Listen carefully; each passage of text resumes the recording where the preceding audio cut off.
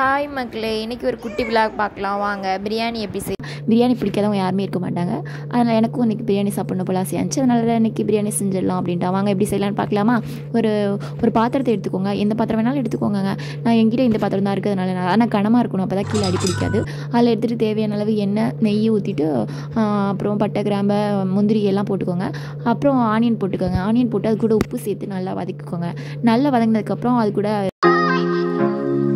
வெங்காயம் நல்லா வதங்கினதுக்கப்புறம் அது கூட இந்த தக்காளி சேர்த்து நல்லா வதக்குங்க. நான் பச்சை மிளகாய் ஸ்கிப் பண்ணிடுவேன், போட மாட்டேன், ஏன்னா குழந்தைங்க சாப்பிட மாட்டாங்க அப்படிங்கிறதுக்காக. அதை நல்லா வதக்கி ஒரு மூடி போட்டு மூடி வச்சுருங்க.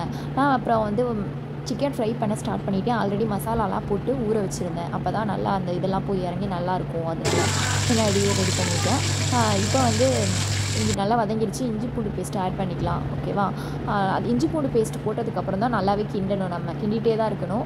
அதுக்கப்புறம் ஏன்னா அது கீழே அடி பிடிச்சிரும், அதுக்காக நான் தண்ணி அரிசி கழுவி ஊற்றிட்டு பிரியாணிக்கு தேவையான தண்ணியை அதிலே ஊற்றி ஊற வச்சுட்டேங்க. நான் அப்படியே எடுத்து ஆட் பண்ணிடுவேன். அதுக்காக தேவையான அளவு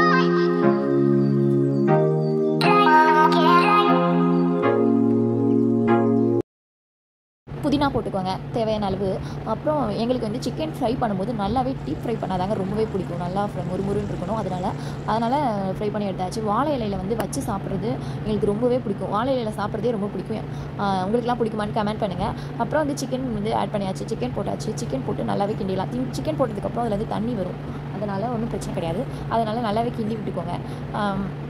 தயிர் ஆட் பண்ணிக்கோங்க. அதுக்கப்புறம் தயிர் ஆட் பண்ணதுக்கப்புறம் நல்லா கிண்டி விட்டுக்கோங்க. கிண்டினதுக்கப்புறம் மசாலா ஆட் பண்ணலாம். மசாலா பிரியாணிக்கு நான் மிளகாத்தூள் கம்மியாக தான் போடுவேன், மல்லித்தூள் கொஞ்சம் அதிகமாக போடுவேன். அப்போ தான் பிரியாணி டேஸ்ட்டாக இருக்கும். எனக்கு ஒருத்தவங்க சொல்லி கொடுத்தாங்க, அது நல்லா நானும் அந்த மாதிரி தான் பண்ணுவேன். சூப்பராக இருக்கும். குழந்தைங்களும் நல்லா சாப்பிடுவாங்க, நல்லா டேஸ்ட்டாக இருக்கும். தேவையான அளவு தண்ணி ஊற்றிக்கோங்க. பிரியாணிக்கு ஒரு கிளாஸ் ரைஸ்க்கு 2 கிளாஸ் தண்ணி ஊற்றுவீங்கள்ல, நான் அப்படி ஊற்ற மாட்டேன். 1 கிளாஸ் ரைஸ்னால் நான் 1.5 கிளாஸ் தான் தண்ணி ஊற்றுவேன். அந்த மாதிரி ஊற்றுவேன். இது ரெடி பண்ணியாச்சு. பாருங்கள், நல்லா கொதிக்குது தண்ணி கொதிச்சதுக்கப்புறம் இது கூட தேவையான அளவு லெமன் எடுத்துக்கோங்க. நான் ஒரு லெமன் எடுத்துருக்கேன். அதை லெமன் ஜூஸ் மட்டும் அதில் பிழிஞ்சு விடுங்க. ஏன்னா லெமன் டேஸ்ட்டாக இருக்கும் பிரியாணிக்கு. அது சூப்பராக இருக்கும். அதையும் சேர்த்து நல்லா மிக்ஸ் பண்ணி கிண்டி விட்டுக்கோங்க. அது நல்லா கொதிச்சதுக்கப்புறம் ரைஸ் ஆட் பண்ணுங்கள். Rice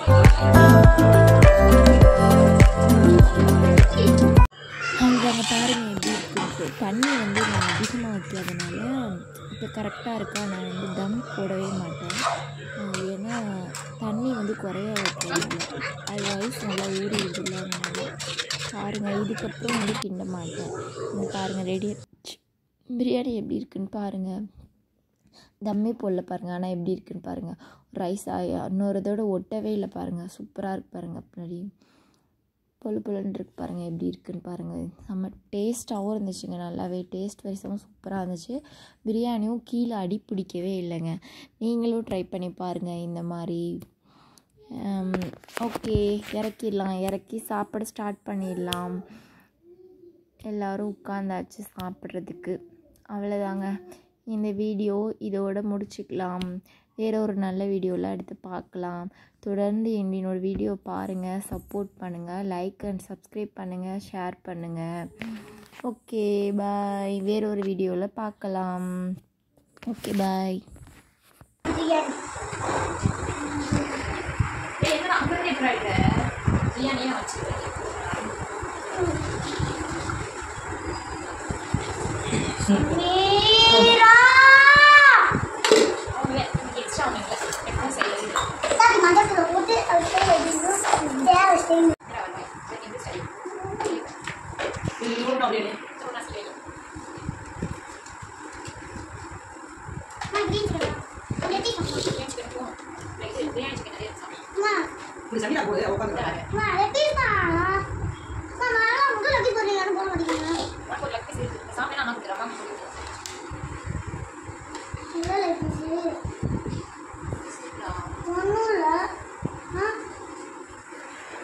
Yang dia kena ada bisik.